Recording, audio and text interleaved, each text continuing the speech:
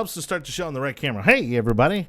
It's the Yard Sign, Monday night, 7 o'clock, 7-ish. Sorry about the delay. Just having a few technical things to work out, but thank you, everybody, for watching. Johnny Torres, your host, as always. We appreciate you for watching the most irrelevant, important podcast in politics. Again, we got a little bit of a mixed cast today. You know, we got some new faces on the show that I'm really excited to introduce you to. Anibal, unfortunately, out sick today, still working on getting ladies here on a more regular basis, but again, work in progress nonetheless. Really excited because the show is picking up steam. We've crossed over 300 likes, I think, on our Facebook page. That's with like little promotion. That's all grassroots stuff. And again, we're getting people just now stopping us in bars and nightclubs, allegedly recognizing us from this podcast, but I won't go into too many details about that. We appreciate you being here. We hope you had a great Thanksgiving, and we're actually going to kick off the show on that topic. But before we do that, let me go ahead and we'll run around the table real quick and introduce you to our new cast, and then I'll run down the list of today's topics. New faces, here we go. From left to right, we got Chris Carter, and we'll talk to you a little bit more about Chris and why he's a big deal. Thanks for having me on the show. Yeah, other than the fact that he's on the show, he's quite a big deal outside of this show, and we'll tell you why in just a little bit. As always, that sexy man in the middle right there is Jake Hoffman. Johnny always gives me the nicest intros. It's like you're like the Ken of the show. It's just we almost had Barbie on today, but unfortunately, something last minute family stuff came up, and that's okay. We'll have Michelle back on another show. That's right. I'm looking forward to that. And that man giving Jake a run for his money is Joe Simon. Not even close. Looking very dapper today. Got the shirt open. No, looking he's very totally dressed today. Sexy business casual. As Chris, but I'll do right. Sorry, I'm not a girl. Happy to be too, here, apparently. fellas. It's okay. We got a good-looking cast today. Especially since I actually got my hair cut, got a beard trim today. Looking good. I'm trying, trying to step it up for the show. You know what I mean? Again, we're going to run down today's topics to give you something to look forward to. Thanksgiving, of course, just haven't taken place. We're going to splice that topic into a few things. We're going to talk about not only how those dinner conversations went in your family. Did you guys get into politics? Did it blow up your dinner? Was there flipping tables going on? Also, Trump's visit to Afghanistan, which that caused all kinds of craziness. Just him going over to Afghanistan for Thanksgiving. We're going to talk about Newsweek also misreporting that visit by the president to the troops and the fallout from that. Bloomberg, not only his role in the Democratic primary, but also now some, of course, conflict of interest, being that he owns a lot of media entities. And we'll dig deeper into the Democratic primary with the latest news from Kamala Harris's campaign and Joe Biten. And I'm pronouncing it a little more emphasis on the Biten. If you don't know why, you're definitely going to want to stick around for that. So, again, let's bring it back over to the main table. Jake, you were the one that was really excited about driving this conversation. How was your Thanksgiving? My Thanksgiving was very busy, but very interesting and what I wanted to talk about today mostly was that a lot of times, like you last week or so, I know Fox News was kind of like, hey, put the politics aside. Don't talk about politics with your family.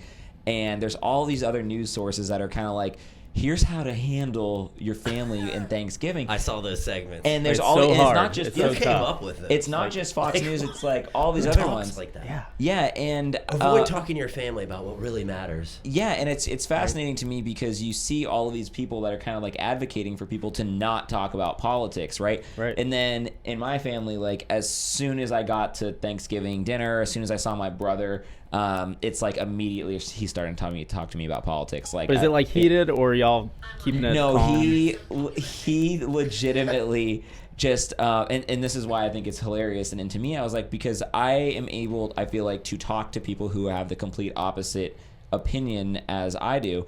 And I think that that's kind of how all of us should be. And if you watch this show, I probably know your political leaning, unless you're just watching us ironically. But most likely, you should be still able to talk to somebody who is very far left. Absolutely. And especially if they're in your family, because you don't want to see people that are losing family members and great friends because they can't have a civil conversation over dinner. Yeah. And, that's kind of the point that we're at in this country. And everybody likes to complain about how, we're at a very divisive point, and we definitely are. But again, so for my situation, my brother lives up in New York. He does writing, and he handed me a book about the argument for the Green New Deal, and he had said that I need to reconsider my politics.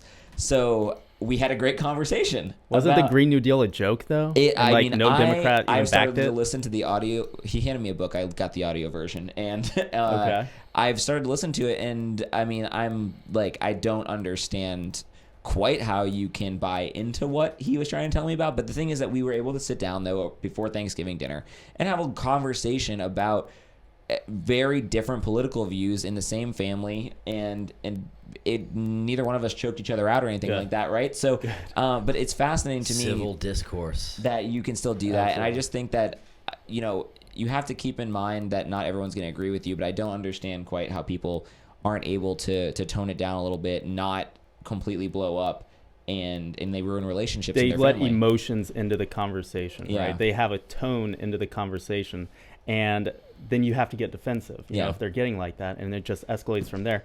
And nobody walks away going, you know what? I changed my mind on it. You're right. Yeah. I see your way that definitely didn't happen for me. But I mean, and also Johnny kind of hinted at this, but it's been fascinating going, like I went back home, and I saw a lot of people I hadn't seen in a long time. And people are like, I watched the podcast and I see what you're doing out there on the podcast. And I'm like, not too loud. It's Thanksgiving, and I'm trying to keep all my friend group and everything. But it is absolutely amazing to see that this podcast has started to reach all kinds of different corners of the world and our friend groups. And when we share it live with everybody. And I think that I just, again, if anyone's watching that's been on the show before, I want to thank everybody for coming out and exposing our voices to those audiences, because I think that what we're doing here is relevant and it's productive. Yeah. So that was all I wanted to say about Thanksgiving. Well, that was a little bit of a rant, but it was. I'm thankful for you, Jake. Thanks, Joe. I'm thankful for you. Well, actually, let's turn it over to Joe. Joe, how was your Thanksgiving? Any politics brought up at your table? No, which is funny because half of my family is very Republican. The other half is sort of more middle of the road, Democrat, independent. But I guess the most interesting thing this year about my Thanksgiving was I had a Friendsgiving a few weeks ago, and my friends made me partake in the macaroni and cheese contest. So I made this. What is that? Well, it's a mac and cheese contest. We would know if we were invited to Thanksgiving, by the way. So I'm like, okay, whatever, not a big deal. I'll just go ahead and make it and enter it in. I didn't even place. And there were only 4 people who entered. So I was kind of offended. I was like, wow, okay, I didn't expect that. And I'm a pretty good cook, honestly. So what you're saying is there was some political bias going on? Is well, that what you think? There were politics definitely involved there. So I started campaigning in the crowd and be like, hey, what'd you think of number 3? What'd you think of number 3? But at the end of it, I didn't win. I didn't place. And I found out I came in last place. So I decided that since it was so good, though, that I'd make it again for real Thanksgiving. So I brought it over to my brother's house. And now it's referred to as Joe's non-award winning mac and cheese. I like it. Oh, wow, there you go. Well, and not to get too much into your personal stuff there, Chris, but you're new to Tampa Bay. You're new to Florida. So what was Thanksgiving like for you? That's what I was thinking. I had the complete most opposite experience. I did the solo alone Thanksgiving, and what was funny is I got to see all the programming as a viewer. So I watched the entire Macy's Thanksgiving Day Parade while I was reading. Then I watched, what was the movie that came out on Netflix? The Irishman, which was 3.5 hours, right? So I was just cranking through all this material because I knew it was going to be part of the public discourse. Did you guys see it yet? I haven't. I heard it was very boring. I have to tell you, I feel like they're kind of making the same movie over and over again with really good actors, but it was kind of the same way. It was sort of a long movie. And then I had my own dinner that I prepared, so it was kind of like a solo Thanksgiving, uneventful, and I sort of stayed away from the family drama. So do you want to, before we go any farther though, talk a little bit more about kind of your background then and kind of relevance to the show and why we invite you on? Right. Well, I'm actually running my own streaming platform now called Livecast USA. I've been in the media quite a while. I've worked for a variety of different networks through the years. I spent a lot of time with CNN, was on air at OAN. I've been behind the scenes, and I've been all over. Whenever you say CNN nowadays, you just never know the look you're going to get. Yeah. We can get into that at another time. But at the same time, it's been quite a run as far as me and what I've done. But My most recent stint was at One American News, working in New York City, covering the United Nations as a national correspondent. And that's a lot different than being in Washington, D.C., where I was for a lot of years down there. And, it's a different city in itself, but the politics of New York are considerably different than Washington. Oh, yeah. And you can tell by Considerably the guys. worse. We're going to see him all week on TV. You ever heard of this guy? What's his name? Jerry Nadler? Yeah, who is that? Yeah, right. Everyone knows him Unfortunately, now, right? yeah. That 11th district of New York is like a stronghold for him. Mm-hmm. And the woman that ran against him, her name was Naomi Levin.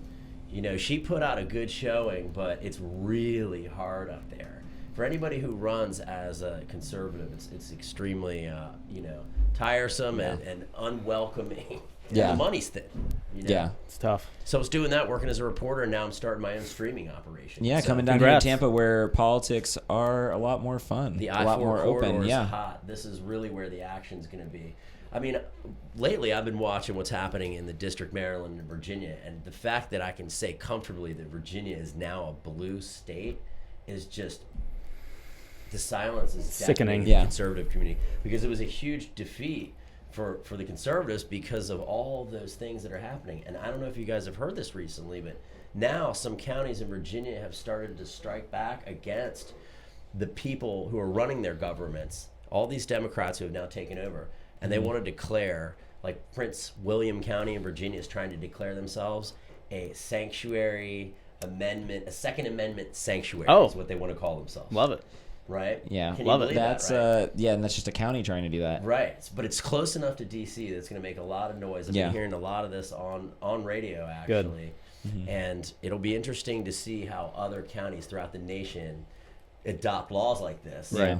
And how it's very unfair for these locally affected leaders thinking Yeah. they can influence national policy. Like, You mean like state law doesn't supersede federal law. Yeah, Agreed. that's part of the conversation we just had last week with Louis Vieira, who put a proclamation out to the city of Tampa over banning assault rifles. There was no intention of that actually stopping assault rifle ban in Tampa. It was just again to kind of try and influence the national conversation. And he came on and you guys had a great conversation. Johnny and Anibal did. And if you didn't see that one, go back and watch it. There's a full 2-hour episode on that. So.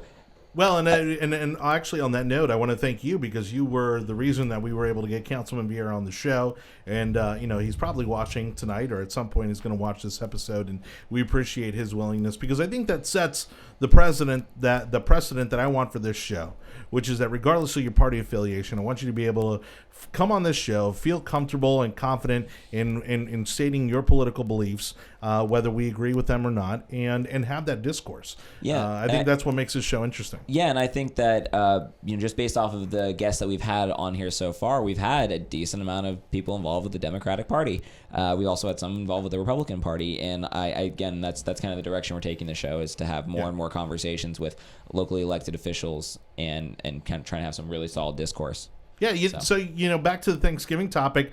I went to 2 Thanksgiving dinners and no politics in either one. So you took Fox News' advice. A little disappointing. Yeah. No. Maybe it's not as bad as the news says it is. Like some other things I can think of. Well, exactly. And I think, again, it's easily avoidable. I don't know why they try to make it seem like now it's part of a staple of Thanksgiving. I mean, for me it is, because I walk into the room now and people are like, you have a political podcast, you're involved with the Tampa Young Republicans, let's talk about politics. And I'm like, I'm fine with that, but I don't know if everybody else is going to be fine with that. So, I mean, that's what I'm getting a lot of nowadays, but that's just me. Although I did manage to sneak in a lot of political references into a game of Monopoly, and that was fun. What about NFL? I mean, are we the Dallas Cowboys? Who'd they play?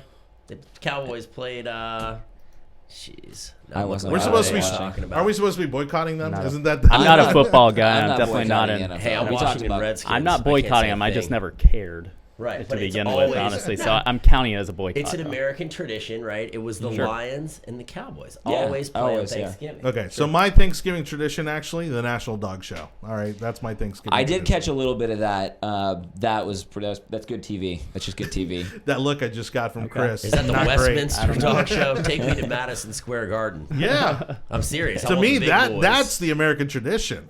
And a bulldog won this year. An bulldog won it? American bulldog Jeez. won this year. I'm incredibly excited. How do you know it was a purebred bulldog and not like a trans bulldog? Well, it's about as purebred as any American. Let's just put it that way.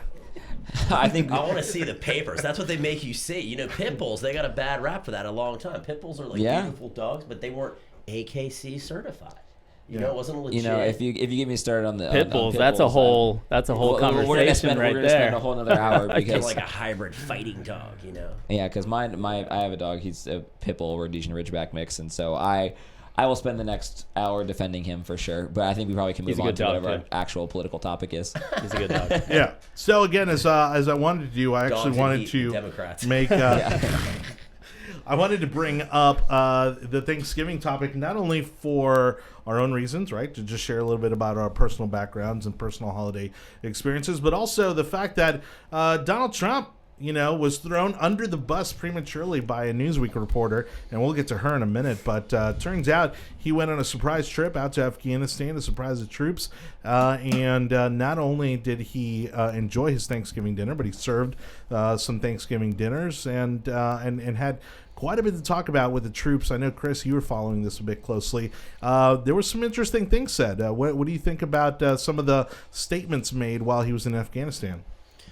Well, I definitely think that reporter that fell into trouble, she kind of has this thing that a lot of these journalists, they have around the holidays in, a place like Washington. She's, she got lazy basically, but her copy editor should have caught that. And frankly, they should have never had that story in the can if it wasn't ready to go.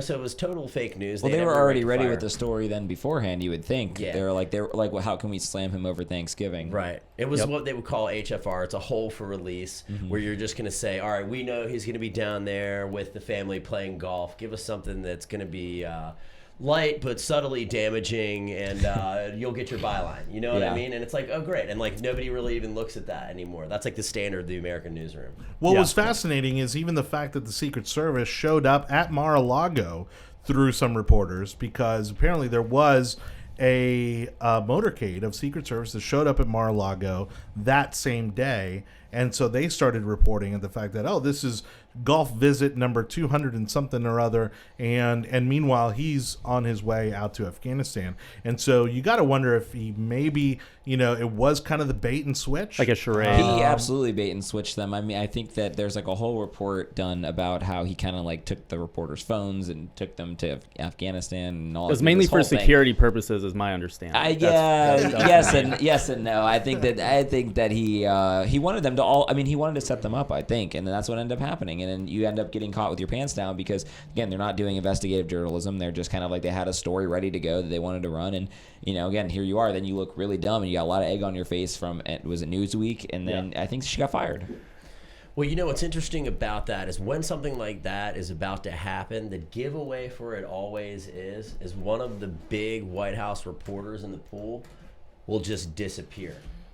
Well, they'll take their phone, they'll be off Twitter, they don't show up at whatever big event, and it's kind of like what's going on, and one person will accompany the president on that trip to report back to everybody. Right. But it's super stealth, and they don't mess around. I mean, they're not going to be worried about what CNN's newsroom is doing. They're not waiting for them. They're going because it's a matter of security. But that's one thing. But the president of the United States, not only just a president like Barack Obama or something like that, but Donald Trump, which I think the world probably hates Donald Trump more than they ever hated Barack Obama.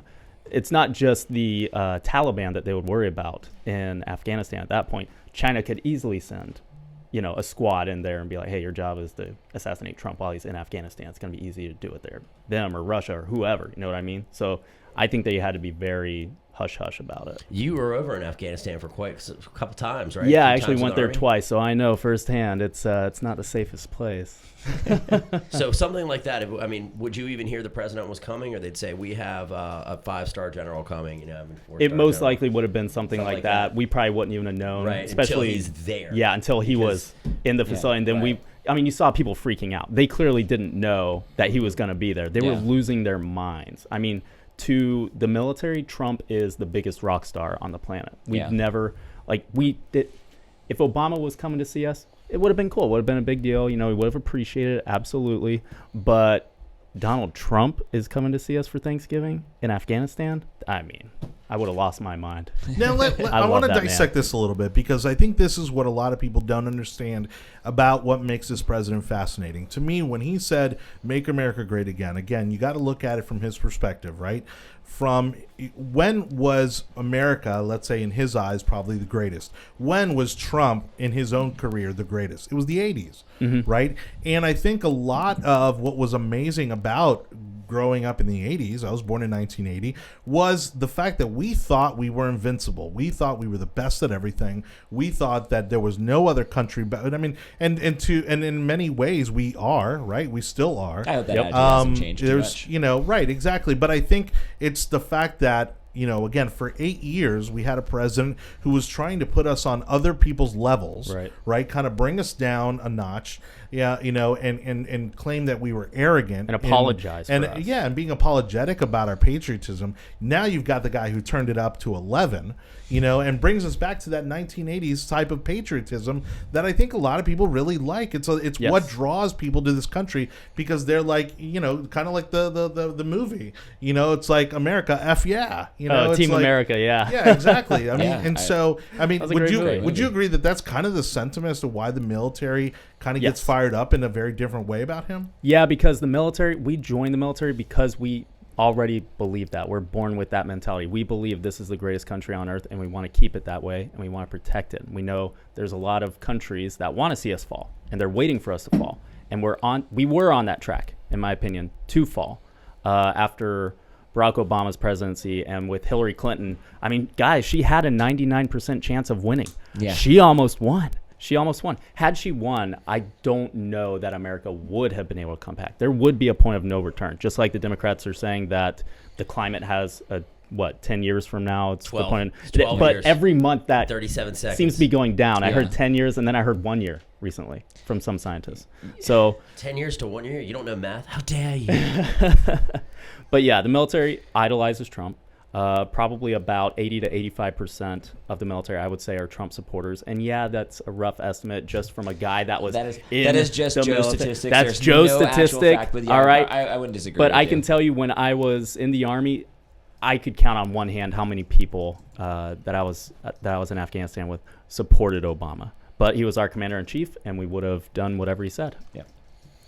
Well, I think it's interesting when you say that, because when you're out there and, you're putting your life on the line, literally, I think you'd start to question, and I think a lot of what Trump's visit to Afghanistan was to sort of solidify the commitment that there will be an exit deal here, Yes.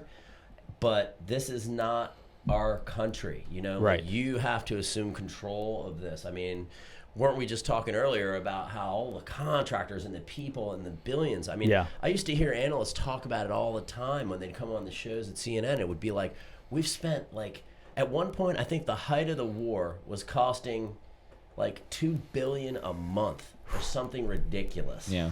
And it's just unsustainable. We've gotten nothing in return. Nothing.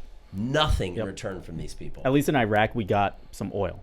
But it wasn't even like we were profiting off that. We got some oil to help make up for, oil for food. That was the program. So we gave them food. They gave us oil. It was a wash.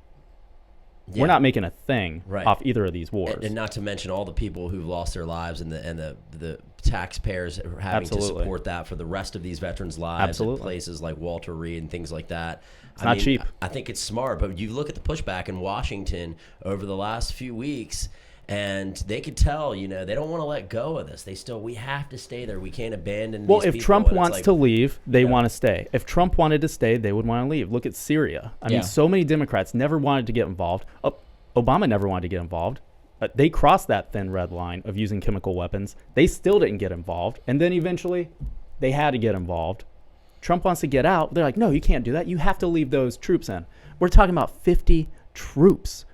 That's not how you fight a war. That's not how you win a war. Right. Those guys were about to get run over. Trump knew there was an attack coming. But so, I guess we're going to end up getting into another conversation in a little bit, which is totally fine. I mean, because I don't know if it matters. I mean, we've talked about a little bit about this on other shows, especially when the week after that we pulled out of Syria, and then Erdogan and Turkey really took that and really ran through, yes, and invaded the Kurds area.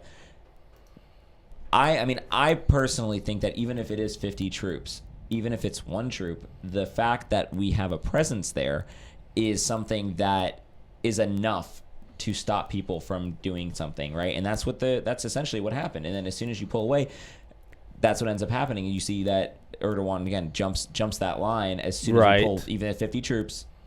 And so to me, I look at some of our foreign policy, and I don't think it's as black and white as some of the people like to make it seem. Especially from the Republican side, from the Trump angle that he has right now, is let's just again no foreign wars, no involvement, and everything like that. But I don't think it's so simple, and I think that again, and the comment that I made last time was that I think that we're going to end up seeing quite the power vacuum that exists in that region because of the fact that we've pulled out. And it's not, again... our allies need to step up then. We can't do everything. Our allies need to step up more. But the other thing is, about Syria, sorry to cut you off. No, it's fine. But supposedly, there was intel saying that they knew that attack was going to happen weeks before it actually happened. And they're like, well, do we want to leave our troops there, or do we want to add troops to it? They're like, the only way they're going to withstand that attack is if we add probably at least 1,000 or 2,000 troops into that area ASAP. So Trump was given that decision, and I was told that he decided to pull out. And I don't blame him for that. We can't, because if we add 2,000 now, we're going to have to add 5,000. Then we're going to add 10,000. Then we're stuck there just like in Afghanistan. It depends. I mean, I don't think we were going to get into a war with Turkey. No, they would have obliterated those 50 guys had they stayed.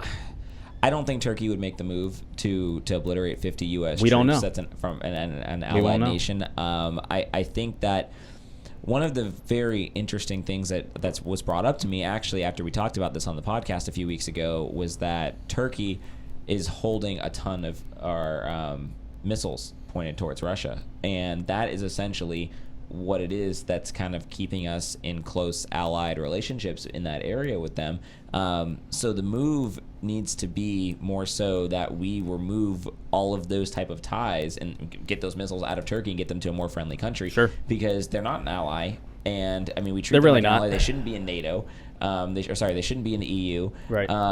And that's kind of the issue that you have over there. So again, it's very complicated. We spent like an hour Super or so on it on a podcast a couple weeks ago. So I don't want to go too deep into it unless you had something that you want to add in there. Yeah, I'm not touching that one. Okay. I think Bashar al-Assad is just like, thank God I survived the biggest attempt of a coup ever in the history of the Middle East. No kidding. I think that's a title like worthy. Thanks to Russia backing him. But Well, to wrap up the topic again, so Newsweek went out and it was Jessica Kwong who had actually sent out that tweet about President Trump going to Mar-a-Lago for Thanksgiving, when in fact he had actually been on his way to Afghanistan. And since we've learned that Newsweek has let her go, my question to you, Chris, because again you've been on the inside of media operations, at a global media outlet. Do you think this is kind of are we turning the curve on holding these reporters accountable who obviously have a bent against the president, or is this just a one-off where the pushback got so loud that they had no other choice but to let her go? I think in regard to this specific incident, the act itself was just so egregiously lazy that there was really no way not to punish her for that. Now, at the same time, I do think a lot of things are boxed and ready to go. I mean, like the media, they can only cover so much all the time. And the networks right now, they've been stretched like really thin. So their crews are really pushed. If something happened right now, like if Jimmy Carter passed away, they would be completely in trouble as far as coverage needs and everything. But they've already had Jimmy Carter be buried for a decade. Yeah. You know what I mean? Like, he's got his package and graphics ready to go and all that. It's just getting the people to cover the funeral live and all that. You can only do that. Americans want to come together on occasions like that. And God forbid anything ever happened to my cousin, Jimmy Carter. He actually is a distant cousin of mine. No way. Nice. That. Oh, wow. And we had a discussion about this one day, and people couldn't believe that it was actually true. And he whipped out the camera, and the journalist Wolf Blitzer took the photo of me and Jimmy Carter in the situation room. Do you think cool. Do you think there's any chance that this is going to cause a bit of trepidation among other journalists to kind of jump at any negative news that they can put out about the president? Well, I would hope so. Yeah, I mean, it's definitely like the most lazy and egregious thing you could do. A lot of these guys out there now, they're just trying to kind of make a living and stay out of the crosshairs. Yeah. Everybody's sort of trying to wait out the president for the next 5 years. I think that's probably a good way of describing Congress, the Senate, journalists, people in the party. Yeah, I agree. Let's put it this way. I mean, if you're out there in the mainstream media and you put out a false story, there's enough people out there like us that have the technological capabilities to put something out there to people to say, no, that's actually not the way that happened. Or, it can go a lot of ways. But the people... You're either for 'em or against them, especially the press. You're either for him or you're against him. You are actively trying to get him out of office. So, I mean, I think that's probably a great segue because one of the other things we were going to talk about today is Bloomberg and Bloomberg entering the race. Now, Trump has removed anybody's press pass that is associated with Bloomberg News. They've also had to come out and say that they're not going to dig up dirt or investigate anybody on the Democratic primary side. And so it's fascinating to me, this topic, because obviously it makes total sense for Trump to pull their press passes. Yes. And it makes sense for them also to agree not to utilize their resources to go after Democratic primary. Whether that's going to happen or not, yet to be seen. But it's fascinating to me because now you have a candidate for president with billions of dollars at his disposal and a news network at his disposal. Those two things are now kind of colliding, right? So now if you have, let's assume that Michael Bloomberg is going to become president, which I don't think he's going to, but you essentially have a state-run news station now, which is kind of fascinating to me, and I think that it's something that's probably going to hurt him as well, like in the Democratic primary. Like people are going to kind of see that they're not going to like that there's this intermingling between a candidate and then also owning a news station. And SNL made a joke about it. Like how are they going to how is Trump's supporters going to spin that this Jewish guy from New York with a media empire is controlling some of the narrative, right? I mean, it's. There's a lot to unpack here, I think. Well, and this has been the Democrats' biggest fear, right? They have been expressing concern that Trump, especially when he's had his tiffs with Fox News Channel, was going to go off and start his own network. Yeah. And of course, people like to label Fox News as being, Trump's network. And I think that's part of the reason why they've tried to kind of call some more balls and strikes against the president. And now here they are finding themselves in the middle of a primary with a candidate who could very well have his own state-run media. It's interesting you say that because in all actuality, we have that right now. You probably know from being in the U.S. Armed Forces, the Voice of America, right? Yep. Now, I've actually worked at the Voice of America quite a bit through the years, and it is probably the most underutilized federal facility in and around Washington. Full functioning television studios, full staff, people that speak multiple languages, and it's run through the U.S. State Department. We actually put U.S. programming into foreign countries in Mandarin, Farsi, all these different foreign languages. Mm-hmm. I've shot a ton of these shows in the past. We have no idea what we're shooting, right? But we know it's a pro-American slant.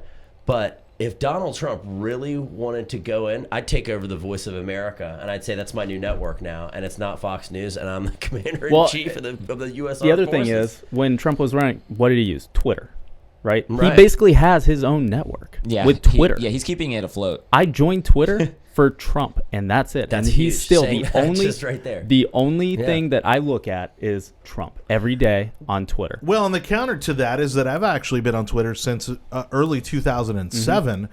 And I don't even follow the president, yet I'm pretty sure I get every one of his tweets in my feed because everybody's either talking about it or retweeting it. Somehow. I've said it before. I can't wait for once Donald Trump is no longer president, Twitter will just die off. Yeah, and I can't wait for Twitter to die off. I wish he would do it on Facebook. I think Twitter's the worst. I wish he would do it on Instagram. Anything but the social Twitter, media honestly. revolution, I believe, in our lifetimes is probably the most culturally significant thing to happen, other than like rock and roll. I think it's right up there with the printing press. I think it is that transformative 100%. To our communications on a global scale, right? And I actually have to disagree with Jake. I love Twitter, and if I had one social media I'm with you, Jake. I'm not as sexy as he is to be on Instagram all day long. So, if I had to pick one social media platform to be on all day long, it's going to be Twitter because it's not only giving me commentary, it's giving me information, it's giving me entertainment. I mean, it really kind of has all of it, and it's about as unfiltered, I think, as we're going to ever see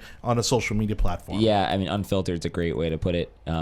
I think It's just boring. That's really what it comes down to. I don't think so. It's boring. I don't. Trump is the only thing interesting about Twitter. That's it. Yeah, I'm following the wrong people. It's that and sports clips, and sports highlights that are condensed down to like 5 seconds. I don't care about sports either. So that's that and Barstool Sports. Yeah, is that what you're saying? Yeah, and then but it's funny because like within the digital media world that a bunch of us work in, actually, like what I always hear is that if you're more clever than you are pretty, you probably should be on Twitter, and if you're a little if you're prettier than you are clever, like you it's should the be on radio Instagram. versus video type thing. Yeah. So what are you trying to say, Jake? I agree. I'm just saying that I'm waiting for Right. some shirtless pictures of you on Instagram to come out, Johnny. What's going on? Well, you Look know at that what amazes smile. me? Look at that $100 smile. When you Johnny's look got. at some of these women on Instagram and you look at their following, I saw one the other day. Jake knows we can't You know compete. You can't compete as a man. You know these dance moves, twerking? Yeah. Okay, you heard it? I'm familiar. I have heard of it. So this One one of time. my friends, Tell me, Chris, she what is said- this twerking thing you She's- speak of? She has 4 million people that follow Yep. her because she does some Might very be plus one. provocative. Is she videos. pretty though? Is she pretty? But well, I can tell you Yes. that she's very pretty, and she's got 4 million people. She's got, let's say, if you know, helps. a cable news channel might do between 100 and 300,000 viewers, like down to the second. Yeah. Like on a midday cycle, Yeah. she's killing them by tens. Oh, yeah. See, every she's video got she her releases. own network. Yeah, she they has do. her own network. That's They really do. it. Going back to Bloomberg, And so does Bloomberg. is it Twerkers really unite. going to be that big of a deal? Well, if they are, Somehow if we there's- just combined twerking and Bloomberg in the same. I think it's the same appropriate. sentence. Let's see actually. if I'm okay Bloomberg with it. could twerk. Now that would get how many millions of views? Yeah. I'd watch it I would watch it. for I would have different to watch it. reasons. It's If my the- job for to if watch the, these things, if the people. Democratic field have to do this. did a Yeah. twerk off on the next debate, especially Tulsi, God, I oh. would absolutely. Think I would that buy a would ticket. I'd buy a front row ticket to that show. She's definitely the hottest, but I'll bet Pete Buttigieg. I'll bet he's got some. He's moves. got some moves. Oh. He's got some moves. Yeah, I'll bet. AOC is. I I guess won't you say gotta take 'em all, why. right? I won't say why I think You that. just sense but- he does. I get it. I get it. All right, No, let's. but Joe had something important to say. but so will Bloomberg running and using his network and all that stuff? Well, one, if they're saying they're not going to use it to attack any of the Democratic candidates, that makes it very boring. Are we sure that That they makes it very said bland. all But this only- Democratic candidates? I See, thought and it was that I just don't know. Bloomberg. But if they did, even if he does that, which it would be the right thing just for the race at least, it makes them very boring. And who's gonna watch Bloomberg? Well, he's got gonna to take listen out the other Bloomberg? Democratic candidates. That's why you have your own Yeah. network. No, but you know, Well, yeah. but you know what the most damaging part about all of this is, and they don't even realize that they're doing it to themselves, right? Because what has Trump's message been since day one? That the media is fixed, right? Yeah. The media is fixed against the Republican Party. The media is fixed against the Republican president, and the fact that somebody with a media empire behind him can jump into a Democratic primary and decide who does and who doesn't get coverage, and whether that coverage is positive or negative, that's incredibly damaging to journalism as a whole. And I think Editor that- in chief. And I think that we need to probably, I mean, our show doesn't reach as many people as, you know, some of the network television or some of those people, 4 million will. followers or anything like that. We're not there yet, but we're getting there. And I think that it's important for people like us, though, with some voice and some following, to say something like, take back that narrative, right? Like, if people have been complaining, Right. like you said, for 5 years now that Trump is going to become a fascist, he's going to take over, you know, Fox News is just a parrot of everything he said. I mean, you have a man that is Yes. part of the Democratic primary that is now controlling the media and in his empire. And I mean, I don't see how that would change if he were to become president. I mean, I think there's way too close of ties there. I mean, Trump has a ton of ties in other businesses, but none of them are media companies. I So know. It's really kind of hypocritical because Yeah. when you think about it, Bloomberg really is one of the big boys. Yeah. I mean, Oh, if yeah. you're a real True. journalist, you can get a job there, you can be a writer there. You know, they've got facilities. He turned that into a really successful Yeah. business model until now. When he's damaged it, he's trashed his name. Yeah. Yeah. He's damaged his own credibility by saying, well, I'm not going to have them report on me because I never do anything wrong. I mean, he was the mayor of New York City. Have you ever read this small paper called the New York Post? You know, when Right. you're the mayor of New York City, reading the New York Post every day is just Yeah. like, you suck. Yeah. You know, Yeah. like no matter what. yeah. I mean, he's not as bad as De Blasio, but he is. Oh, man, he still, makes de Blasio. I know, right? Well, and who I is mean, it that owns Washington Post? Jeff Bezos owns the Washington Post now. So, and there's always a thing about that, right? He's basically got his own. There's no real anti-Amazon coverage in the Washington Post. And it's funny you bring that up because we were speaking to that the other day. On one of the clips that I did on Livecast USA was I did the top 5 political turkeys. I think number 2 was AOC versus Cuomo and the fight and how they lost Amazon. And now Amazon actually went to the suburbs of Washington, D.C. For a lot of jobs on a lot of talent down there, too. Yeah.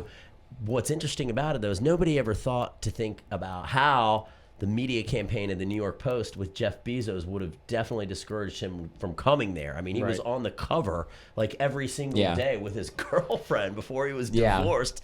He's like, F Good you, point. New York. Yeah. Why am I going to give you my tax dollars? And well, now you've got Trump moving from New York to Florida, which I love. Like everybody's smart. We're neighbors. Right We're neighbors. Like I'm going to go people. hang out with him on the weekend. What is this, an anti-sanctuary state now? Is that what you guys just did down here? It's brilliant on so many levels, right? I mean, aside from his personal reasons for wanting to do so, but one of the things that we know every president always worries about is their legacy, right? And how they're remembered. Yes. And again, I don't think any of this Twitter nonsense and the things that he did or didn't say or did or didn't do, in terms of his personal character, are going to stand the test of time. What's going to stand the test of time are the policies, right, that he put into place. Certainly what's happening with the judges at a national level, all these courts that he's appointing people to. Those are the things that he's going to be remembered for.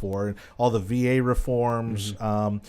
And again, going back to legacy, he's going to be the first president from the state of Florida. He will be remembered as a president from Florida, and his do you think he will, and his library or his whatever is going to be, come down the road, will most likely end up here in Florida. Unfortunately, not in New York. But do you think that he would actually be remembered from Florida? Because I don't think he would. I think that he's like an NFL player who played all of his 30 years, like his 10-year career like was all. Well, I don't know about that, but he spent his first 10 years on a team, and then he went and spent his last year or two in in Florida and played for the Dolphins, right? So I mean, I think that if he were to retire his jersey to the rafters, he's probably getting one in New York. Well, I don't know if that. And the other thing is, what is Florida? One of the biggest swing states in the country. He can't win New York. Politically, it's he can't genius. win New York. Oh, yeah. Politically, it's genius. He already won Florida once, right? Yeah. Even with how blue it is. This just locks it down. Our county went blue, right? It went to Hillary.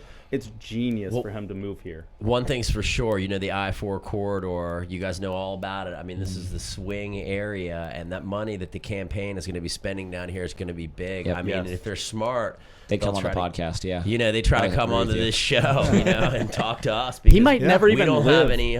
He might never even live in Florida. Who knows? But he'll just change his residency. He definitely lives here. He definitely lives here sometimes. Definitely pick it up. He's got Mar-a-Lago. Yeah, he's definitely hanging out down in Mar-a-Lago. I can tell you this for all the networks that I've worked for right now, with the way things are technologically wise, I've never felt freer and more inspired to say what I actually feel and believe than in this current time. Well, you almost feel that you have to, right? That's part of the reason why I wanted to do this, is because, and part of the reason why I got involved with the Young Republicans back in 2007, and why I continue to be involved in local and national state politics, is because I think you have to. I think, you're sitting on the sidelines and you're allowing other people to make decisions and to put into place policies that you may not agree with. Well, and again, and to talk more about my Thanksgiving break and my experience and start doing this show at all, is that there are so many people that have come up and talked to us in some capacity and said, I love what you're doing and I love what you're saying on the podcast. I could never go up and sit on that podcast and say that, whether it's for the reasons because their job wouldn't allow it, maybe that their family wouldn't allow it, or maybe they're not comfortable on camera. Yeah. And all of those different reasons, it's important for people that if you do feel comfortable to speak out, especially around a Republican politics, that you go out and you do it, because people. There is very much a silent majority that cannot come out and say all those things. Yeah, remember what DC Drano was telling us when he came to talk. I follow him on Twitter. If you don't follow DC Drano, DC Drano is great. He is hilarious. Quite a friend of the does TUR. Awesome memes, all that. Yeah, he's come and spoken with us, and he's a great guy. But he was telling us, he's like, there just aren't enough conservatives out there making memes and making content. He's like, it's true what they say. The left can't meme. They can't meme. He's like, we've got all the best memes, and they know it, and they're They can mad. get me a beer, But he's though, like, we on need more Instagram. DC Dranos. I'm gonna get we me need a more beer. people That doing still it. irks me. It feels like the principal talking. Well, you know to me why, every Joe? time. Because they're too afraid of offending somebody. Exactly. And there is inherently a lot of truth in comedy. Yes. And you're always running the risk of offending someone when you're trying to be funny. This is and true. then as long as you're not concerned with offending someone, directly or indirectly, then again, it gives you that freedom to be able to look at things with more of a sense of humor, Yeah. which again they seem to lack. And I've said it before on this show. We're not here to necessarily make friends. We've made quite a few enemies, I think, when it comes to the people that we've called out. So I mean, I don't think so far on this show though. Maybe we talk badly about Biden later on, or talk badly about Kamala Harris, who's our next topic. Yeah, well, I mean, let's get into that because, again, we are talking about the Democratic primary and obviously the effect that Bloomberg has had. Now, there hasn't been a huge ripple effect yet, but I think what we're starting to see come out in the Kamala Harris campaign and certainly, the fact that Joe Biden can't get out of his own way, I think is all going to curry favor to him. And some of it is a result of his entrance into the campaign. I mean, you're having staffers for Kamala Harris come out and say that she's been treating her staff members horribly. And the timing of it has to be suspect when you've got a billionaire coming into the race who's going to pay his staff probably pretty well, and he needs to snag talent from other campaigns. Yeah, I would absolutely take a staffer's word on how the actual personality of the candidate is. It's something I've heard anybody that works in politics, you talk to them and you say, like, how do they treat the staff? And if they treat the staff poorly and they do all this different kinds of stuff, they're going to treat the people poorly. They're going to treat the people that work for them poorly, the departments that they oversee. So I think it's a big deal. And if you work in politics, you trust what the campaign staffers have to say. And then the second thing is that, I would definitely jump ship to Kamala Harris's sinking ship and jump to Bloomberg, who's going to pay me probably much more handsomely. Yeah, well, and speaking on the paying your aides properly, what is Bernie running on? Raising the minimum wage, right? Yeah. Paying everybody $15 an hour. What was he paying his staffers? I forget what it was. It was way less than that.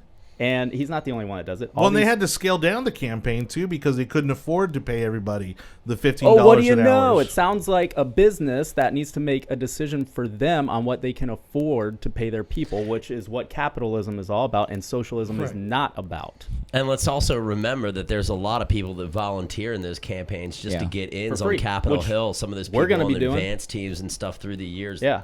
You wonder how they survive when these guys are going out to Hollywood and Beverly Hills and coming home with $30 million. Where's it going? Yeah, exactly. Put me up in the Marriott loft. I don't need the budget in or whatever. Yeah, but all these candidates running on raising the minimum wage, they can't even afford to pay their staffers that. So, shouldn't that be a talking point? It should. I mean, I think we've mentioned it on the show before because when this did come out, this is actually a while ago that it came out that he wasn't paying his staff. And he corrected it, I believe.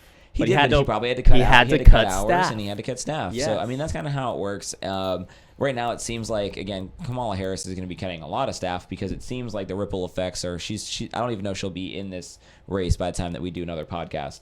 I think that the ship is sinking and the holes are filling up, and I think that, and again, we've talked a lot about her in the past on this podcast because she's done some things that I think a lot of Republicans agree with, but like Tulsi Gabbard really, like, she was the one that went into that boat and just like poked those holes and sunk that ship. She called her out at those debates. Fun to watch, yeah. I mean, when I first saw her, when I looked at her as a candidate, I've actually met her not when she was a candidate, and when I saw her, I said up there, she's the most formidable against Trump. She's a shark. Because she's a veteran. Yeah. She's a female. Yep. She's not white per se. Right. And she's smart. Very smart. And she knew how to go right at Kamala Harris. She said, you've talked all this garbage through the years, and you locked all your people up for smoking weed. Yeah. You know what I mean? And everyone knew it, but no one wanted to say it. Yeah. And everyone knew it right there. She didn't know what to say. Yeah. Because he's the Attorney General of California. What are you going to do? You have to, some semblance of the law, even though weed's, pretty much legal there now. And don't even get me started on that market. It's completely collapsed. Yeah. I mean, everybody thought that was going to be the green rush and whatnot. But, yeah, she's a part of all that incarceration of black people in California for those, terrible small crimes. And it makes you wonder what else, Gabbard might have in her in her wheelhouse to come out and talk poorly about, depending on who it is, which candidate she wants to go after that week. She's got the position to do it as like your more moderate one, right? That's going to be a little bit meaner to some of these other candidates. But she's not polling that well. That's the thing. She's not polling that well. Women never look at her and go, well. see, I can relate to her. I don't know why. I don't know why. Honestly, when I look at her and when I listen to her, I'm like, I don't understand why she's not polling that She's well. had to fight to get in those debates. It's very simple. It's very simple why she's not polling well, and that's because Democrats don't think like we do, and they see her. And I see the comments. I see the comments when we post memes about her, when we do something like with that on TBYR. The consensus around the Democratic primary voting bloc is that she is a Russian asset, and that she's. I don't think anybody really believes that. But Hillary said I've it. never even I read heard the that comments. spoken about outside the Hillary mainstream said media. it, and it was everywhere. Yeah, and she was very offended by that. And so the people I that never are heard her. people that are in that voting bloc of Democratic primary voters, they don't like her. She's too moderate. She's too sensible. She's too reasonable sometimes, and that's not who they want. They want Bernie. They want Green New Deal. They want free everything. That's not what she's about. Right. So real quick, as a side note, one of the things that absolutely cracked me up today, because again, I love Twitter and I'm on Twitter quite a bit. The Incredible Hulk, Mark Ruffalo, comes out and posts a story. I didn't even bother reading the story, but it's basically about how the American elites are destroying America and how American capitalism is bad. Yep. And I simply replied to him without reading the article. A product, but it was like a product, an American elite, aka Mark Ruffalo, says, a product of American capitalism says that that capitalism is bad. I mean, is there anyone who's benefited more from capitalism than Mark Ruffalo? He's worth what? 30 million, something like that. Like, he's worth a lot of money. That was the estimate. I think I didn't even know who the guy was. I mean, to me, he seems like one of these guys who's just sort of these B-leaguers in Hollywood. He's been around for so long. You put whatever makeup on him, it could be anybody. I didn't really recognize him. He's not like one of those guys that, like at the Pacino. Yeah, he's not an A-list. I didn't really know who he was. I was sort of like, that guy made $30 million. Yeah, it was dumb he made enough to pay $6 him $30 million million just for playing the Hulk in his last movie. Yeah, $6 million. Well, that's the thing. Hulk, he hit the lottery. I mean, he did. Ending up on the Avengers is the with Hollywood looks, let me just equivalent tell you, of. he can pretty much play just about the Hulk, and that's it. Well, they were making a movie every year or a movie every 2 years. Basically, that is the equivalent of hitting the Hollywood lottery. Oh, yeah. If you're he could do nothing else for the rest of his career, and he's going to be making residuals off the Avengers, the rest of his life. Yes. Right. Yeah. No, but it is ironic that he's made so much money and he's done so well. And for him to say that capitalism is broken because the top 1% makes 57% of all the money that's made in this country, it's just morally wrong. I hear it all the time. I mean, you hear it from every single one of the Democratic candidates and everybody that's in the primary. It's like, just because somebody gets paid a lot to be CEO, who started a company, everything like that, it doesn't mean that they're a bad person. Right. And it doesn't mean that they don't deserve what they've made. Because, I mean, like, that's, at the end of the day, the argument is that, basically these people make too much money. We should just distribute it. Why? Because we should. And, I mean, that's generally the argument. So when you have, it's always fascinating to hear from people who do have $30 million sitting in the bank. And it's like, go ahead, give it away. Go give it away. Go start over again. All right, real quick, jumping into our comment section, it's actually been quite lively. We've got our buddy Jason Medina, who's actually making drink plans in our comment section. I'm going to call him out on that, but Jason knows I love him. We hang out at Donatello's, but he actually wanted to call out something you said, Joe, which is that the troops always get excited when a DV visits because the food's always better. What do you have to say about that? I can say the food was never better ever. Like, it was always the same. Okay, so if you're out in the field, you're eating MREs, and that's it, right? Actually, one Thanksgiving, a Chinook helicopter came and delivered a Thanksgiving turkey to us. So they actually brought it off the chopper, and that's how we got. Was it a live one? It was really cool. No. Yeah, we had to kill it and skin it and everything. No, nice. No, it was already pre-made, and they flew us all the little bases, out in the middle of nowhere. They flew us all Thanksgiving turkeys, and it was so cool. Literal turkey drop, where they're just dropping them from the they helicopter like in landed. WKRP? That would have been cool, but somebody got hurt one time by that, so they stopped doing that. The problem was they were frozen. I mean, that was the mistake from the beginning. Right. No, the food was always garbage, but you get used to it, and then when you get an apple, it actually tastes like a dessert. It's amazing. After 3 months of not having real dessert, an apple tastes amazing. So this is my question, because I've always had this, right, with these care packages that charitable groups and individuals put together to send to the troops and stuff. Is that really like gold out there? I mean, yeah. When you send out like, it was when cereal we and all kinds of candy and snacks and stuff like that. And I actually had a family that they actually it was from Minnesota, and the program was called Minnesota Nice. And they would adopt a soldier, right? So a family could adopt a soldier and just send that soldier care packages. And so they adopted me. And so that was the Swanson family. Thank you very much, Swanson family. Swansons, give it up. And they would send me package after package. And of course, I had family members sending me packages as well. But it was really cool because I met them through that program. And then at one point, after I'd gotten out of the military, when I'd first gotten out, we were going to be in St. Augustine at the same time. And I was like, whoa. Let's get dinner. Let's get a drink, something like that. And so I actually got to meet the family. It was really cool. That's it was so nice. awesome. Yeah. And I don't think that's a normal story from that. But probably not. No, those care packages are absolutely appreciated by the troops. So yeah, keep sending them. Keep doing absolutely. it. Yeah. Well, we loved them. A little side note there, but I always wondered about that, know, and it's cool that people still do that, and it is. And again, you see all assortment of things being sent over there, and so I always kind of wondered, like, how big a deal were these care packages? Obviously, if it's coming from your family or your loved ones, there's a sentimental value. But I even wondered, like, okay, like you're donating candy and cereal and all these kind of non-perishable things for them to have over there. Is there a value to that stuff? 100%, because you can't get them when you're over there, and it's just little things that remind you of home. Honestly, that's all it is, and it's so important. Yeah, big time. Yeah, cool. Well, all right, so let's wrap up the topic of the Democratic primary with Joe Biten. All right. Corn pop. I know. While we get the conversation started, I'm going to dig up the picture and pull it up. Yeah. I mean, is okay. Are these just what they call the campaign gaffes? Or is Joe Biden really just kind of showing his age and possibly going off the deep end? I think that he's just a weird guy. I mean, I don't see how you can compile all of the clips and things together and not just look at him and be like, guy's a little weird. He's a little feely, a little touchy, and he's just an awkward dude. And we were talking beforehand, this whole like biting his wife's finger like while she's talking and everything, like that alone isn't that weird. It's the combination of doing that and then also like within the same week having this super awkward conversation about like kids sitting on his lap at the swimming pool and like pulling on his leg here and stuff like that. I mean, like if you haven't seen these clips because you don't have a political podcast and you don't pay attention to every clip that comes out, I mean, like go and research these clips because I mean, you just piece it all together and you go, dude's creepy. Is it bad that incident of him biting his wife's fingers makes me like him more?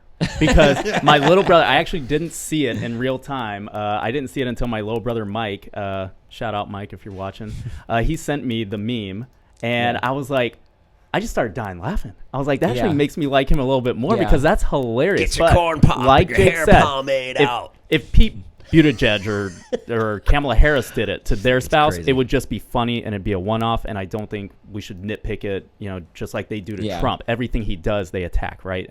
But like Jake said, it's not just that one thing. He's always, it's weird how he is around kids. It's just weird. And if nobody's seen that, if you're a Democrat watching this and you don't think he's weird around kids, just YouTube Joe Biden and kids, and you will see some crazy stuff. And I'm like, how can people vote for him after you've seen those videos of him being so weird and touchy-feely with kids? Yeah, and I mean, like, that doesn't even speak to, like, his policies or anything like that. It just speaks to, like, you just, like, look at that and you look at all the candidates and you're like, I don't know. The rest of them don't seem as weird. A lot of them seem like normal people. A lot of them don't seem like normal people. Right. A lot of them seem like very stiff and very like, I've been a politician for the past 30 years, right? And they don't want to talk. They don't want to go anywhere different. I mean, at least he's comfortable enough to kind of like act a little goofy out in the campaign trail. But again, there's a line, and you're just kind of like, weird dude. I'll say it. He's just like Obama. He's a long-legged Mac Daddy. You know what I mean? Like, he's real smooth. He's mediagenic. He loves talking to people. But then you have the potential to really screw up, and he's watched by a lot of people. But he's been like that as long as everyone knows him. The thing that disappoints me about him is that he could have faded into the sunset with this, great legacy under Obama, and now see this? they're going to have to kill him to take him out, as far as what they're going to do to him in the media and what they found out about the Ukrainian scandal and Hunter Biden and the stripper in Arkansas. I mean, like, where do you want to begin?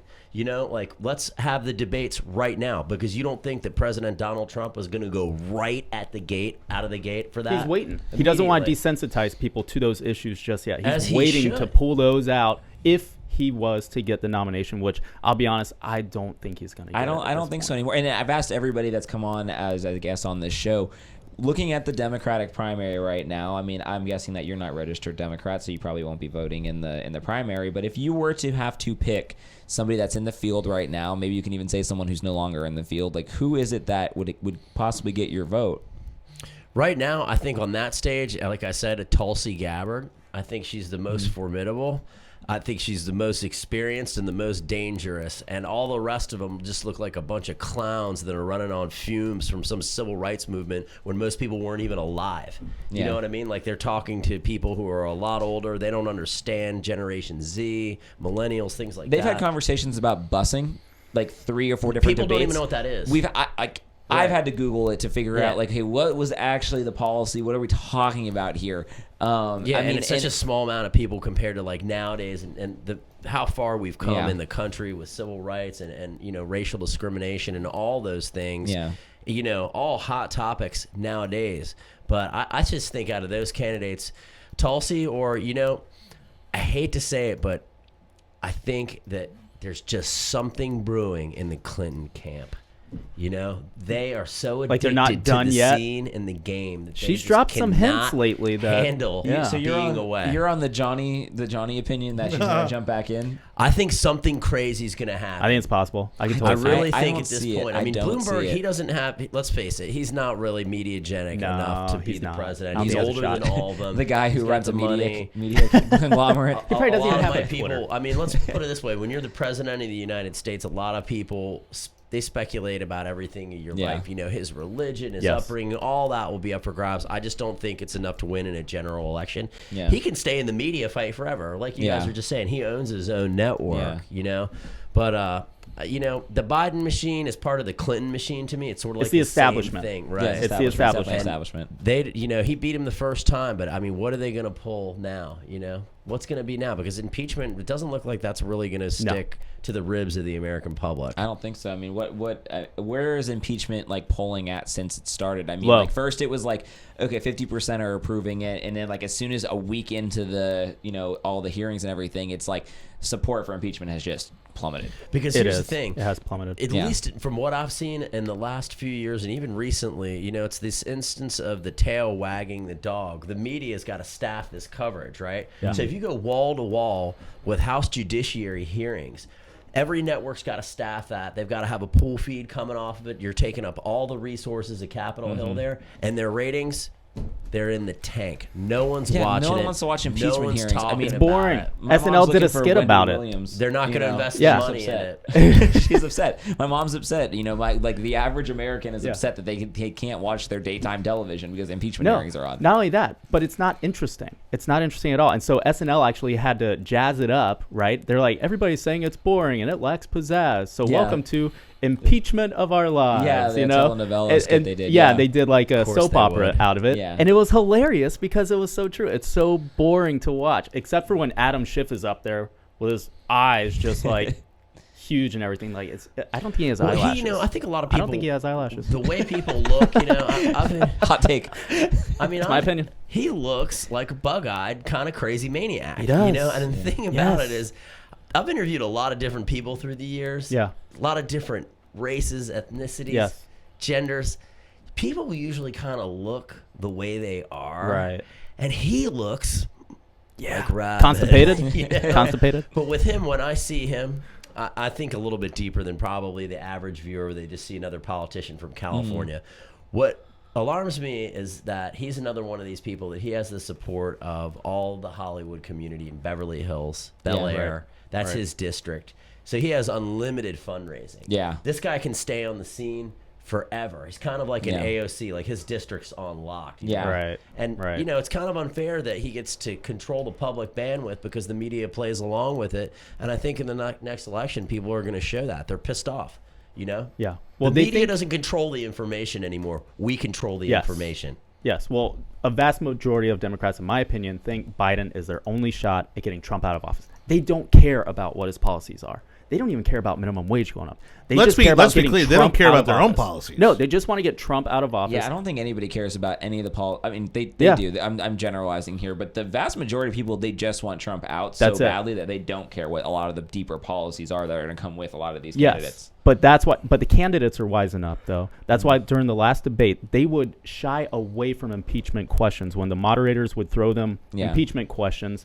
They would try to spin it towards one of their issues, and it was actually pretty clever, in my opinion. Yeah. Well, let me backtrack a little bit because you were talking about SNL, Joe. Yeah. And honestly, where I think there's been a huge vacuum in this cycle has actually been The Daily Show. Now, for me personally, The Daily Show died with Jon Stewart. Yeah, Okay? agreed. Agreed. I don't think the new version of the show has had anywhere close to the Yeah, the impact new guy that- sucks. He's not No. even close as good Trevor as Jon Noah? Stewart. Yeah. The biggest mistake was putting a non-American to come in Yeah. and talk about American politics. Yeah.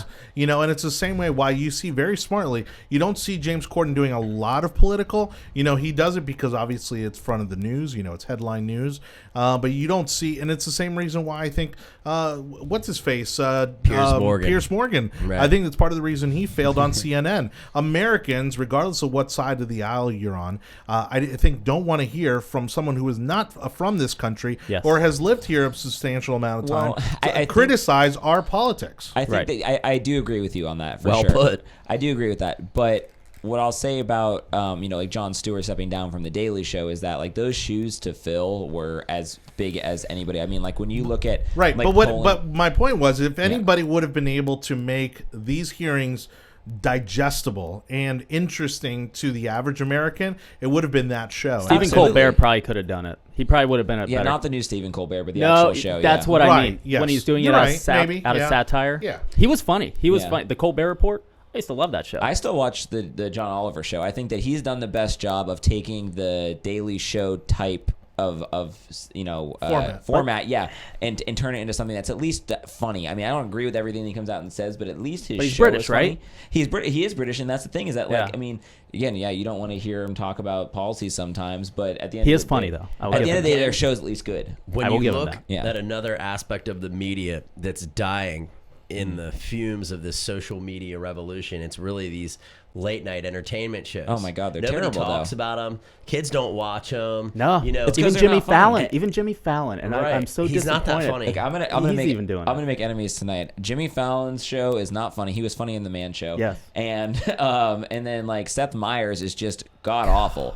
By the way, like I mean his show is seen terrible. his I've stand-up never liked him on either. I've never liked Netflix? him. Who Seth Meyers? Yeah, he came No, out with I a new. haven't yet. It was terrible. It was just a rant about Trump. But to be honest, like Garbage. but those late night shows are just awful. And again, like I said, Stephen Colbert was funny when he was. had the Colbert Report, and it is not funny anymore. I agree. Those shows have the exact same talking points. It's like they all got together one day and they sat around and said, like, here's what the talking points we're gonna have every Jimmy single Kimmel. show. Jimmy Kimmel. He's one Yeah. of the worst now. He's Yeah, awful. all of them. I've never Again, liked him. Man show. God. No, I mean, yeah, there were some times, but but before that, I mean, like all of them are just.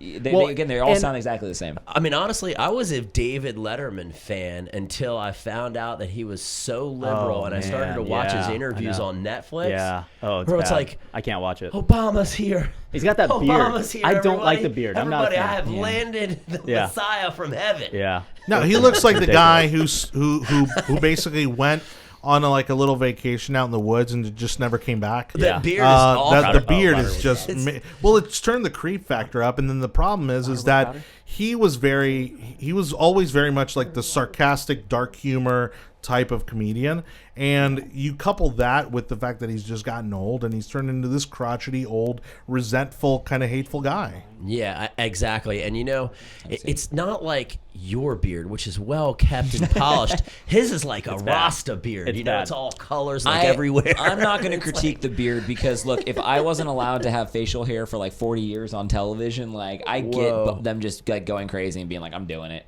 I love my beard. Forget about it. He I made so hate much his money. beard. He's like, forget about it. Well, let's Yeah. not forget he had to apologize for sleeping with his whole staff. So like everybody seems to Jesus. forget that time. But he's such a not the moral most guy. morally, His timing, He should too. lecture us person though here. on morality. He's totally got a position. Well, but think about this. Think about the timing of his departure, because I think he saw it coming. Biden. The timing of his departure, obviously, all the scandals that started coming out towards the end of his career, and the fact that he came out pretty scot-free, given all the Me Too stuff and all this sexual Me Too harassment stuff, movement. and because had he still been on the air during all of that, I don't think he'd be where he is today. Well, he he'd was be even Charlie blackmailed. Rose. He Yeah. was blackmailed. Oh, And- yeah. and then he had to come out and do. I believe that was David Letterman, right? Wasn't he Yeah, the yeah, one yeah. that was He blackmailed, was, and yeah. he actually had to come out on air to get ahead of it? Yeah. sure. Because he couldn't afford to pay the guy what he wanted or something. He's lucky he jumped to Netflix quick enough because Well, it'll he would have never gotten. Yeah, like you said, he got off scot-free all of a He sudden did. because He he did. didn't. He Hey, didn't have he to be owned on up to it. He TV. made a mistake. He owned up to it. That's fine. Trump did the same thing. But I think that some but of these way guys. before he was ever in office. I think that some of these guys, they saw the writing on the wall, like you're talking about. Like, I mean, they got out and they said, Trump's president right now. All of the late night shows are going to sound exactly the same. Yep. It's not going to be fun anymore, and I don't want to be a part of it. And it's like, now is the right time. Let's ride off into the sunset before it gets messy and gross. And Well, I think it is gross now. Right? It is. It's definitely gone down. The thing about Republicans is we can laugh at ourselves. We can. We can laugh. I love laughing. I laugh at Trump sometimes. I respect that man. I love him. That's why. But I laugh That's why the Colbert sometimes. Show worked. Is because Yeah. Republicans could still watch Yes. it and go, "This is objectively funny." Yes. And you cannot do that with liberals at all on No. any show. I mean, like I can't even think of a show that It's makes just fun not of them. cool when you do it. They're not cool. They don't. It's not Yeah. a good look for them. You No. know, like I mean, Donald Trump tweeted out a picture of himself on Rocky's body today. Yeah, I love You it. know what I mean? I Like, love who it. in the hell does that?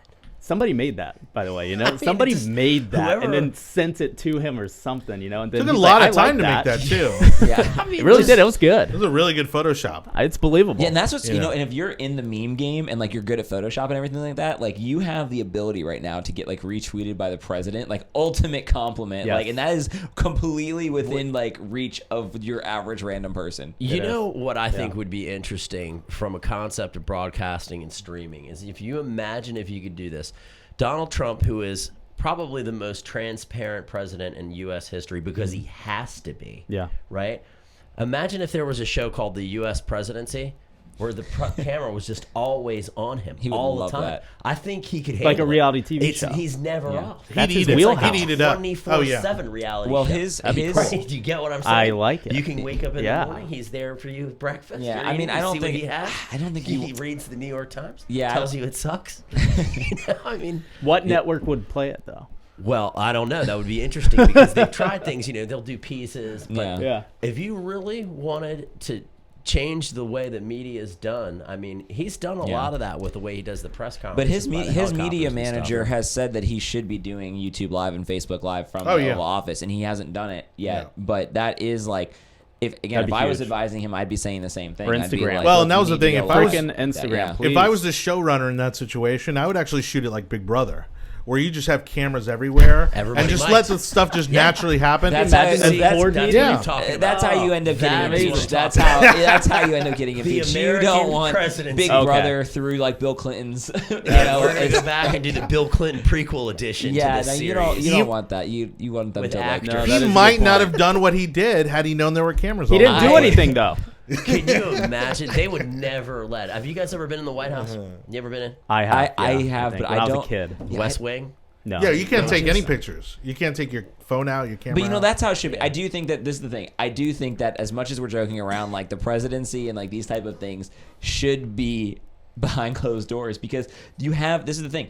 Right now, if you had the Ukrainian conversation was a little bit more behind closed doors versus like out into the public and everything, and people are upset about how essentially how politics works, right? And that's right now, like this whole quid pro quo thing. I mean, besides the fact that again that Joe Biden's current political opponent, like this is how we work with all of these other countries. Yeah. Like we have aid or we Yes. have something and we hold it back and we either Yes. give them the treat or we don't. Right. And that's how it works. And I don't think that you want like the American public seeing how the sausage is made necessarily, or else you're going to end up getting. Everybody's impeached. Nobody can do anything. Nobody can get any deals done because, like, that's the that's just Yeah, the reality right. of politics. And I don't Yeah. think people like hearing that. They want to think that everyone's squeaky I clean, don't- but it's not. I don't think people even care. If they had just come out and said exactly what happened and said, hey, it was, yeah, we will give you the aid once you clean up your country's corruption a little bit more, I don't think people would have cared. But once Democrats started going, hey, we could make this into something, we can make this into a quid pro quo, we can make this into something, I think that's when, the narrative started to change. I don't think there's anything inherently wrong with requiring a country to do something. That's how to get all something. of the policies work. That's how all of our aid works. That's not new, right? That's been going on for thousands of years. Is it called quid pro quo? Yeah, this for that. Again, it's that's not that. what gets messy without going into impeachment in general and everything that we've talked about before is that what gets messy is the fact that Joe Biden's currently running. Yes. But other than that, I mean, yes, that is how I think politics All right, works. so you did a good job of bringing it back around to the topic, which was Joe Biden. And Joe Biden does stuff like this, remark about, kids sitting on his lap, and then the him biting his wife's finger. Like, I get it, to me, it's hysterical, right? But I get the fact that some people can make the case that, hey, this guy may be losing it. And then you get the other side of the conversation, which is what the Democrats are trying to say, that, no, this is just him being who he is. This is Joe being Joe. It's like his playful nature. This is just him being himself and enjoying himself on the campaign trail. Does this affect his campaign?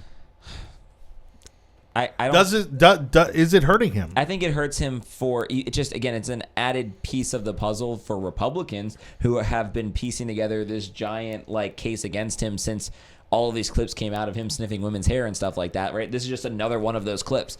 I don't think it matters for your Democratic primary voter. I don't think that they care about this kind of Similar stuff. to how Trump can get away with things with that's my take on it. The no malarkey bus tour is what they're calling it, right? Yep, on the bus. So the It's big on the problem bus. with this, and this is the problem with the Democratic Party right now, in my opinion, is they are tap dancing on landmines. When you talk about malarkey and jargon and all the things you think you seem to hear from Joe Biden on the campaign trail right now, it's exactly what you're hearing.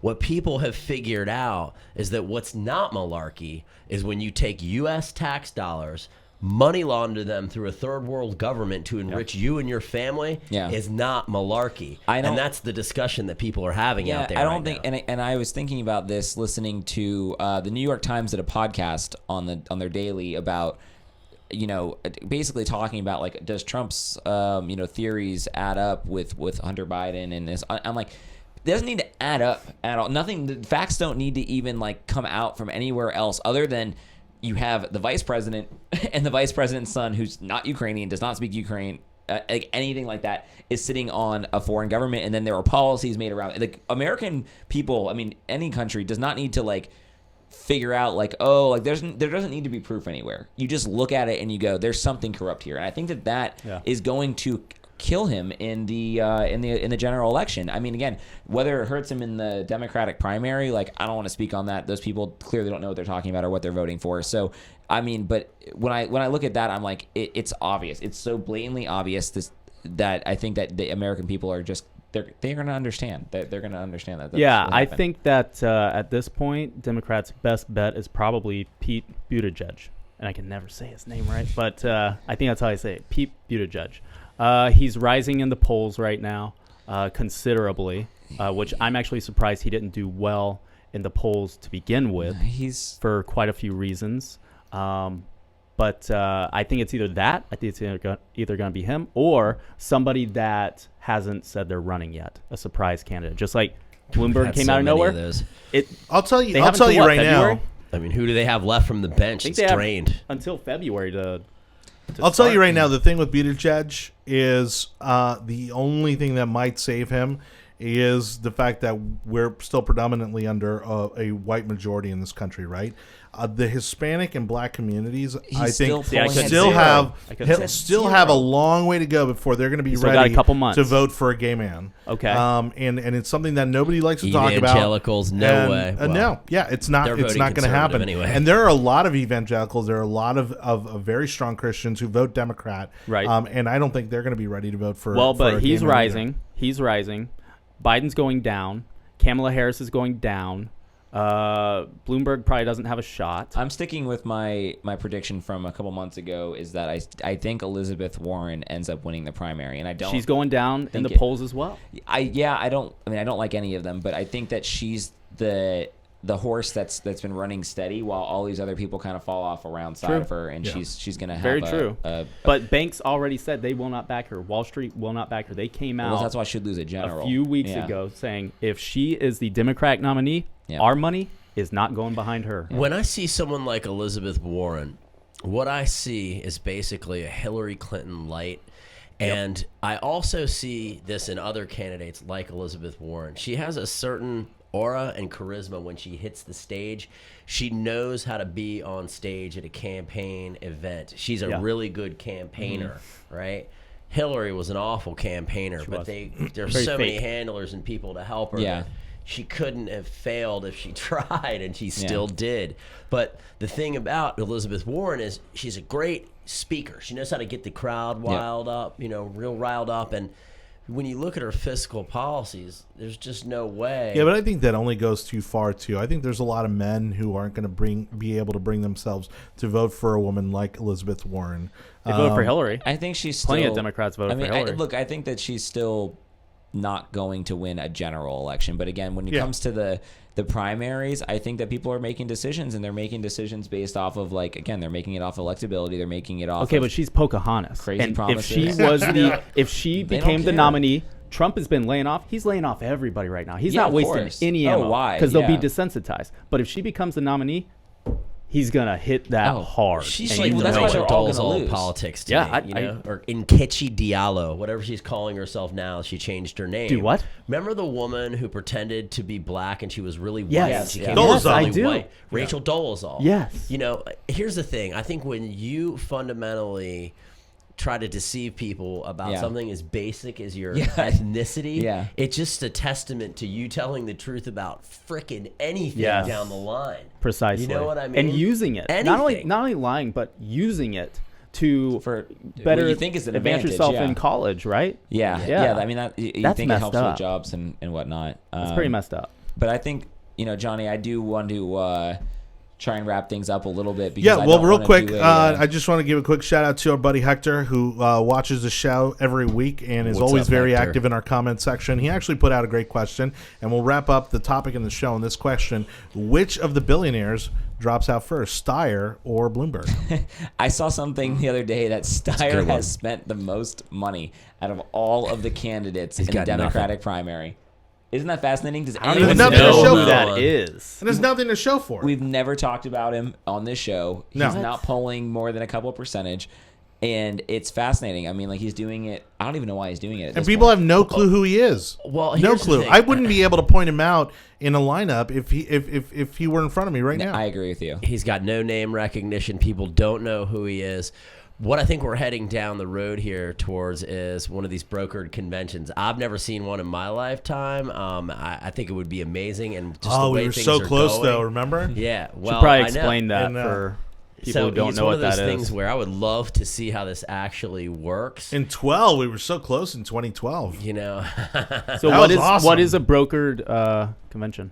It's when a nominee really hasn't been chosen, and they go to the convention, and they break up the super delegates and the delegates, and it's like a soul searching of the party. If that happens, it's really so bad. then it's not the voters that decide at that point. No, well, it used to be the leadership of fact the party decides who's going to be the best one. Trump to go wouldn't have been forward. president if it. Yeah, absolutely. But I don't see people that. spoke, that. baby. Yeah, I don't see that happening at all. But what I see happening here is, to answer the question, is that Bloomberg, the fact that he waited this long and is now getting in, I don't think he's dropping out anytime soon. I think he's probably going to be in it till the end. He's got the money. How we do on Super Tuesday. So does Steyer. I mean, he has the money, I guess, if he wants to keep blowing it. But I think that the answer to the question is that he's going to be out first. But how do you win a primary if you're not going to hit your opponents? It's basically he's going to, but just his paper won't, right? He's going to campaign on a massive scale. His ad buys are huge. He's breaking records in every single market in these states. And let me tell you, these local affiliates out here in those small states in Iowa, New Hampshire, South Carolina, they need that money. Yeah. So they're going to be running those ads. You're saying Bloomberg is doing this? Yeah. So stay tuned then is what you're saying. He's picked up a lot of ad buys. Yeah. Their campaign is hinging their entire strategy on Super Tuesday. Yeah, They're but skipping the first you know three what's primaries. fascinating about that is I think that Bloomberg is still going to be spending all of his money in the wrong places, which is what all the candidates do. Essentially, he's going to stick to what, like you said, news outlets, his newspapers. I mean, all of these things that people don't pay attention to anymore, especially even in the Democratic primary. It's younger and younger over there. True. So I mean, he doesn't have a social media presence, right? So I don't see him. Despite him being like, I'm going to run a campaign like no one's ever seen before, and having all of those other outlets, it'll help. He'll get some votes for sure, but I don't see him